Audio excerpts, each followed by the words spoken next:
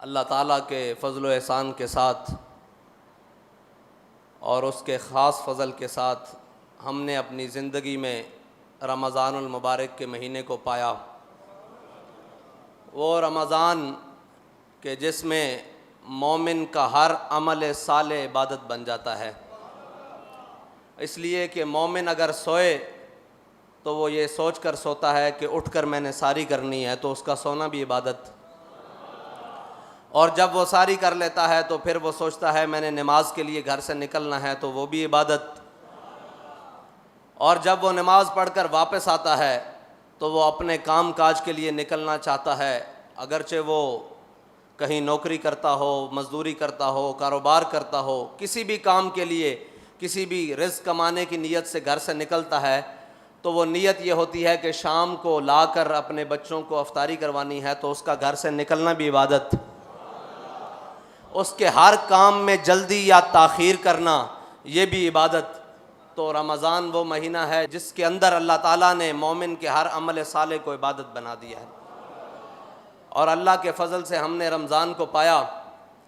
और मेरे आका व मौला सल्लल्लाहु अलैहि वसल्लम ने फ़रमाया कि रोज़ेदार के लिए दो खुशियाँ हैं, एक तब कि जब वो रोज़ा इफ्तार करता है, और दूसरी तब कि जब वो अल्लाह ताला से मुलाकात करेगा।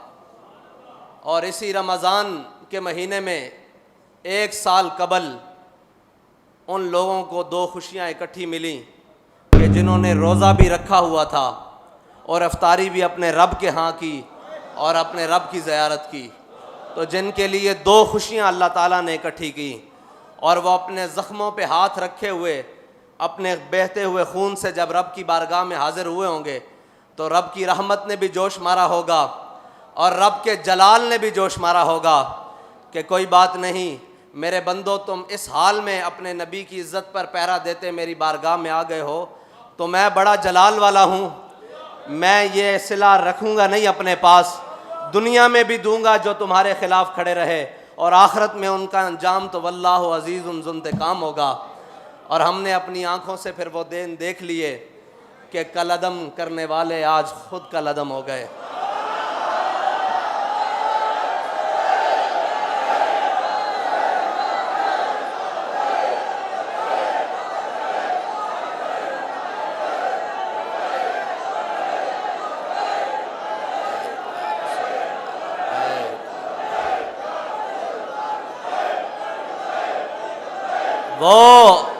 वो इक़्तिदार जिसकी खातिर वो पाक खून बहाया गया, और वो इक़्तिदार जिसकी खातिर उलमा, सादात, हुफ़ाज़, कुर्राब, अवाम, मोमिनीन, मुस्लिमीन के घरों पर सीढ़ियाँ लगाकर चार दीवारी चादर की पामाली की गई। लेकिन आज देखो कि कहीं छुपने के लिए जगह मौजूद है।